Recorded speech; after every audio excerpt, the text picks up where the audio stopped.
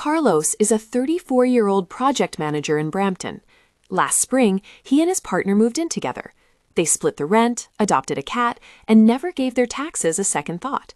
Then, in February 2025, a letter arrived from the Canada Revenue Agency demanding he repay $680 in GST/HST credits. No explanation, no warning, no preparation. Carlos had done nothing wrong, and that is exactly what made the letter so confusing. Most couples assume common law status is something you choose. You decide when it feels serious enough, file some paperwork, make it official. That is not how the Canada Revenue Agency sees it.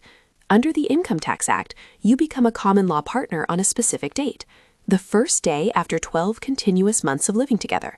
That date is automatic. It is not optional. It is not something you get to defer. Carlos and his partner moved in January 2024. The clock started January 2024. By January 2025, CRA considered them partnered, whether they had told anyone or not. Here is where most people expect the lesson to be about the clawback. But the clawback is actually the smaller part of the story. The GST credit repayment, $680, stings.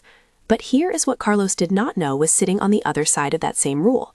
The moment you become common law, a spousal registered retirement savings plan becomes available. Carlos earns $95,000. His partner earns $28,000.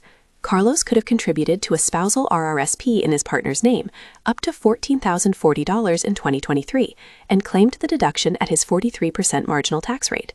That is a refund of roughly $6,095 in 1 year. That door opened the same January morning the GST clawback clock started. Carlos lost $680 on one side and left $6,095 unflamed on the other. Here is what to do this week. Step 1. Check the date you moved in.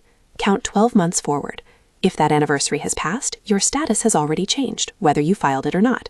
Step 2. Log into CRA My Account and update your marital status under Personal Profile. It takes 2 minutes. You can also mail Form RC65 if you prefer paper. Do it before filing, not after. Step 3. Call your financial institution this week and ask about opening a spousal RRSP. The contribution deadline for this tax year has passed, but the account can be open and ready for December. Step 4. If you received GST or CCB payments after your 12-month anniversary, check CRA My Account for any balance owing. Arranging it now is easier than getting a letter later. The rule is not complicated. The clock just runs without telling you. The couples who come out ahead are the ones who know it started, not the ones who find out when the letter arrives. Full breakdown in the comments.